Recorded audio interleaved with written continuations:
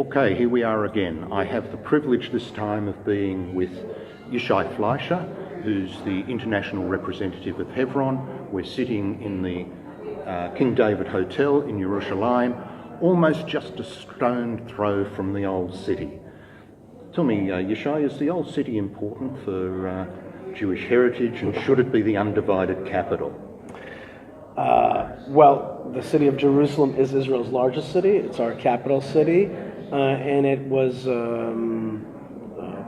disunited in 1948. It was divided by a Jordanian occupation of the old city of Jerusalem and on the eastern parts of the city. 1967 was really the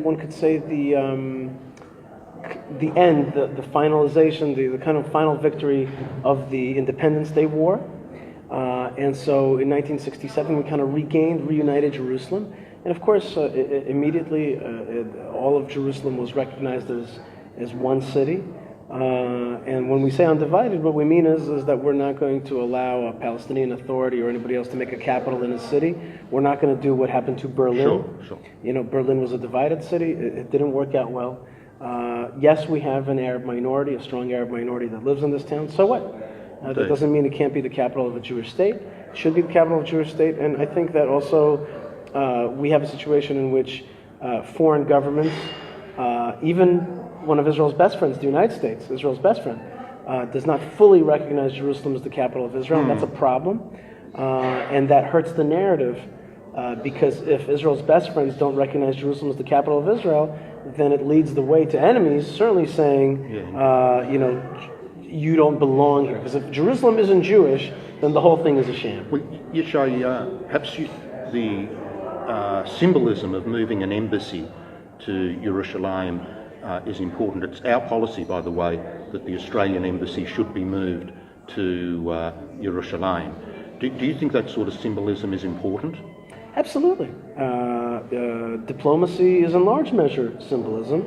And today we live in what I call an era of narrative warfare. Okay. Narrative warfare is the time we live in. President Trump has called it something else. He calls it fake news. But it's basically the same thing. And that is basically the weaving of alternative narratives is a powerful way today to fight wars. If you can get young people around the world to believe that Israel's an occupier in Jerusalem, in places like the Mount of Olives or the city of David, then you've gone a long way towards delegitimizing the Jewish state because you've delegitimized her capital. So symbolism is actually very important because it's actually telling a story. It's telling a tale. It's selling the brand. And the brand that I would like to sell, and I think is the true brand, is Israel. Is a country, a Jewish country, a Jewish ethnic country in the Middle East. Right. The national home of the Jewish people. 100%. With its capital being the historical capital, which is Jerusalem. Okay. Now you represent a very important component of that, and there's perhaps no greater symbolism than Hevron. You're right in the middle of Judea and Samaria. So say a few words about why Hevron is important and why it should definitely be part of Medinat Yisrael going forward. So we talked about the centrality of Jerusalem. But Jerusalem has sister cities, and the most prominent amongst them is Hebron.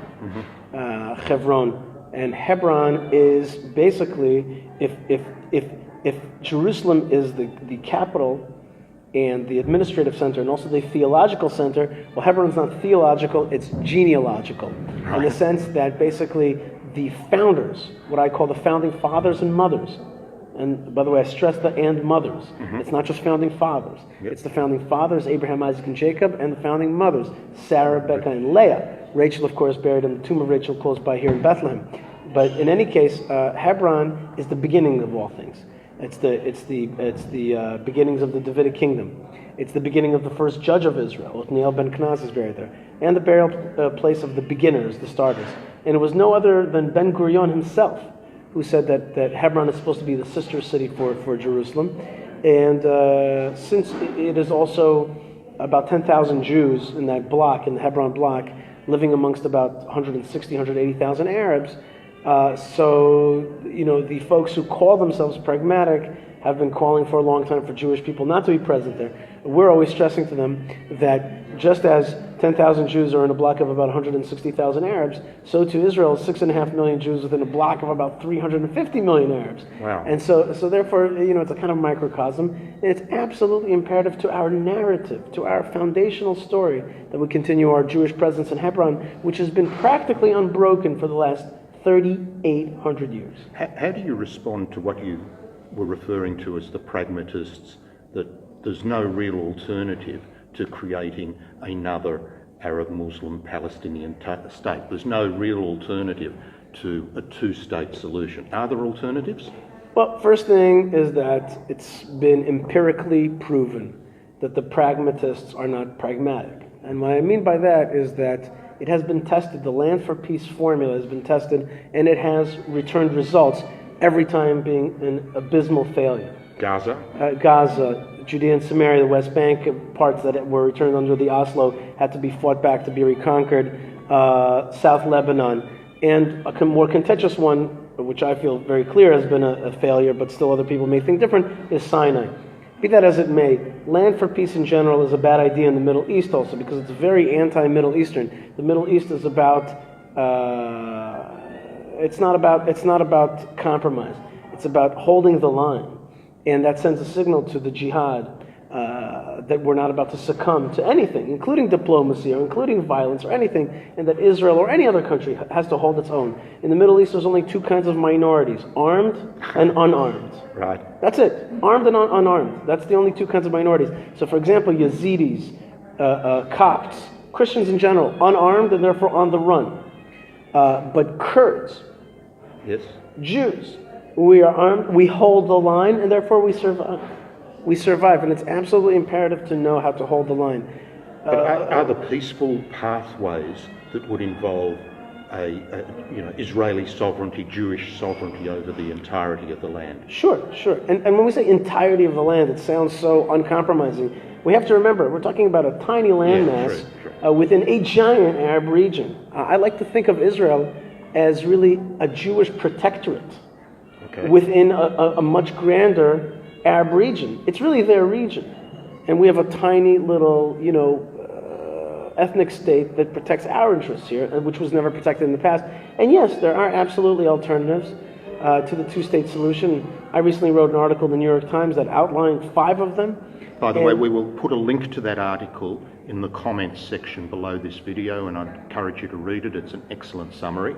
Right, so, and there are various options, including the Jordan is Palestine option, Jordan being an 80% Palestinian state already, and they would have a Palestinian state in this case, and continue to live in the West Bank, the Judea and Samaria, but would be residents here, but would vote there. There's Mordechai Kedar's 8 cantons, or basically like city-states or emirates that would have kind of self-rule, but Israel would rule the rest of the area.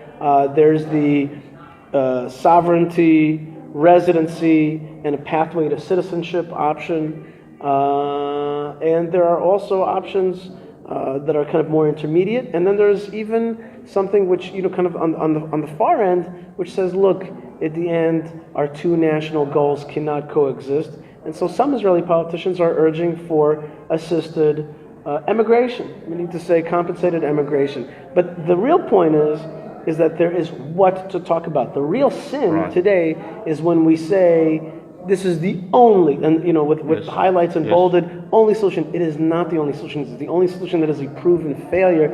And now it's time to break out of calcification and move on to something new.